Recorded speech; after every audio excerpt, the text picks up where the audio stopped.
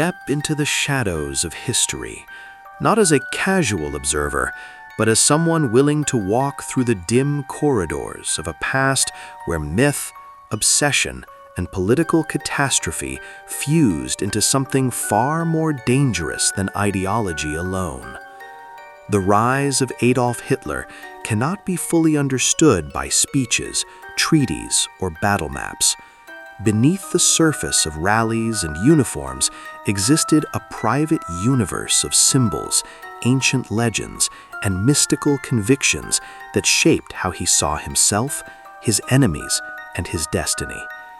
This is not the story of magic granting power, but of belief transforming paranoia into policy and fantasy into mass death. Our journey begins not in Berlin, but in Vienna in 1908, a city steeped in contradiction.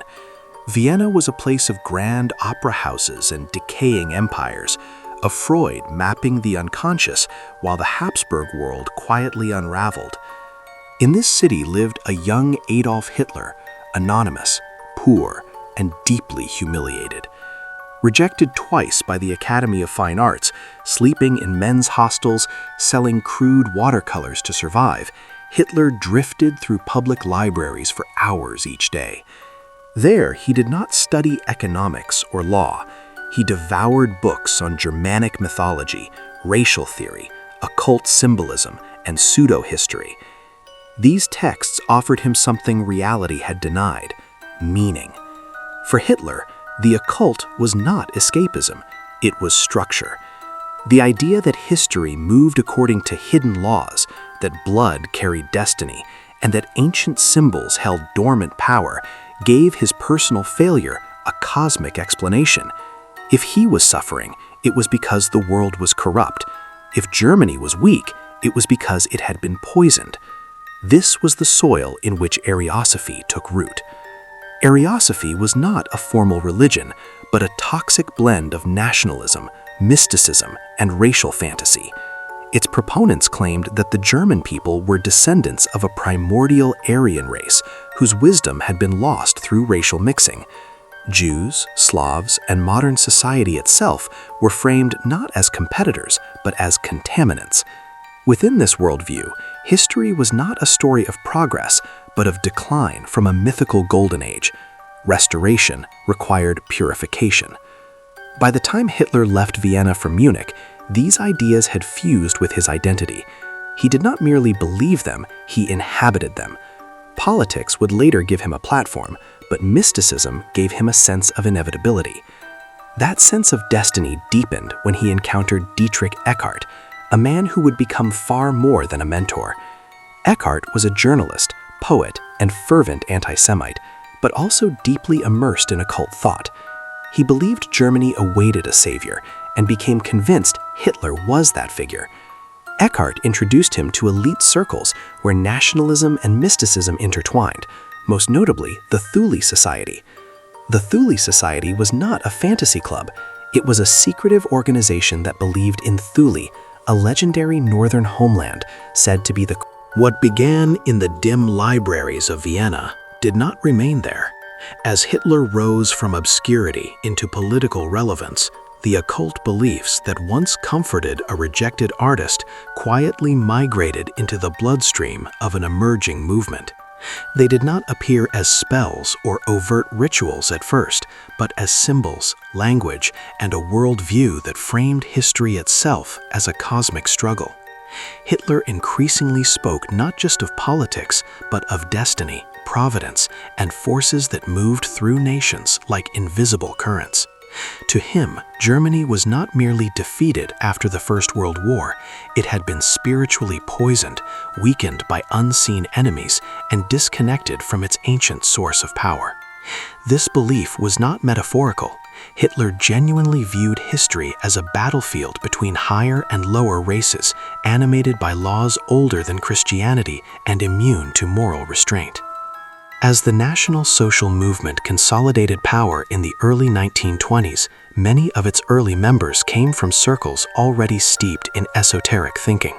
Munich at the time was a breeding ground for Völkisch mysticism, nationalist secret societies, and anti-Enlightenment philosophies that rejected rationalism in favor of myth. Within beer halls and private lodges, ideas circulated that portrayed the Aryan race as descendants of a primordial civilization that had once ruled the world before being corrupted and overthrown. These were not fringe ideas on the margins of Nazism, they formed the emotional backbone of its appeal. Rational political programs were secondary. What truly mobilized followers was the promise of reconnection with something ancient, powerful, and lost. Dietrich Eckart's influence deepened as Hitler transitioned from a demagogue into a messianic figure. Eckart taught him not only how to speak, but how to perform belief. Politics, Eckart insisted, was theater. Ritual mattered, symbols mattered. The crowd must not be convinced, it must be overwhelmed.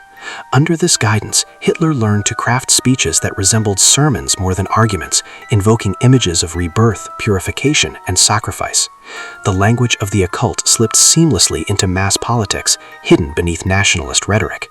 By the mid-1920s, Hitler no longer saw himself as merely leading a movement. He believed he had been chosen by forces beyond human design, a vessel through which Germany's destiny would reassert itself. This sense of chosenness intensified after the failed beer hall putsch and Hitler's imprisonment.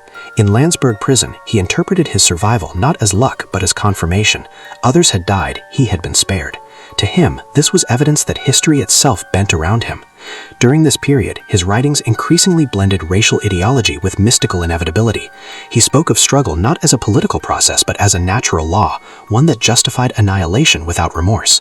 Compassion in this framework was not virtue, it was weakness, a betrayal of the cosmic order. When Hitler finally took power in 1933, the occult currents that had shaped his thinking found institutional expression. Heinrich Himmler, perhaps more than any other figure, became the architect of Nazism's mystical state. Unlike Hitler, whose beliefs were intuitive and emotional, Himmler approached the occult with bureaucratic obsession.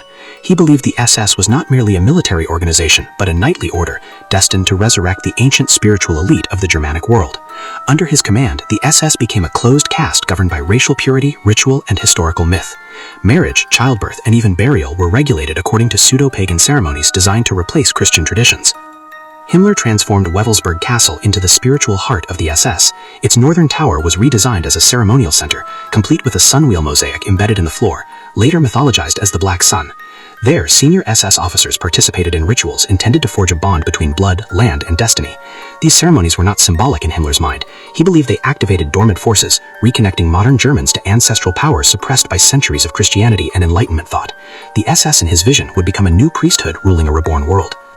To legitimize these beliefs, Himmler founded the Ahnenerbe, an institute that blended archaeology, anthropology, folklore, and outright fantasy. Its mission was to rewrite human history in a way that placed the Aryan race at the center of all civilization. Expeditions were launched across Europe, Asia, and the Arctic in search of evidence that ancient Germans had founded or influenced every major culture. When evidence did not exist, it was manufactured or creatively interpreted. Runes, myths, and skeletal measurements were treated as scientific proof. This was not ignorance, it was deliberate distortion in service of ideology. The expedition to Tibet stands as one of the most revealing examples. Officially presented as a scientific mission, it was driven by the belief that remnants of an ancient Aryan civilization had survived in the Himalayas.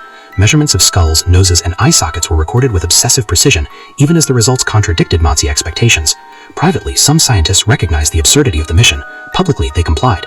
Careers, funding, and survival depended on obedience. Truth became negotiable. Meanwhile, Hitler's fixation on relics intensified. The spear of destiny was not merely symbolic to him. He believed possession of certain artifacts anchored power in reality itself. To lose them would mean collapse. To hold them was to command fate. This belief explains decisions that otherwise appear irrational. The allocation of resources to retrieve artifacts while the war effort strained, the protection of symbolic sites even when strategically useless, and the obsession with preserving relics as Berlin burned. In Hitler's mind, war was not only fought with tanks and soldiers but with metaphysical leverage. As the Second World War escalated, the occult did not fade, it mutated. Ritualistic aesthetics were woven into mass rallies designed to induce collective transcendence. Floodlights pierced the night sky like cathedral pillars. Music, banners, and synchronized movement dissolved individuality into a single emotional experience. Participants described feelings of euphoria, belonging, and inevitability. This was not accidental. It was engineered mass hypnosis, rooted in the same principles that secret societies had used for centuries: overwhelmed the senses, suppressed doubt, and replaced thought with emotion. Yet beneath this facade of destiny, reality eroded the myth. Military setbacks accumulated, predictions failed. Relics did not protect the Reich. As Allied forces closed in, the occult explanations grew more desperate. Himmler consulted astrologers, Hitler fixated on prophecies. Decisions were delayed or distorted by mystical interpretations that ignored logical reality. What had once provided psychological certainty now accelerated collapse. The regime that sought power through myth became trapped by it.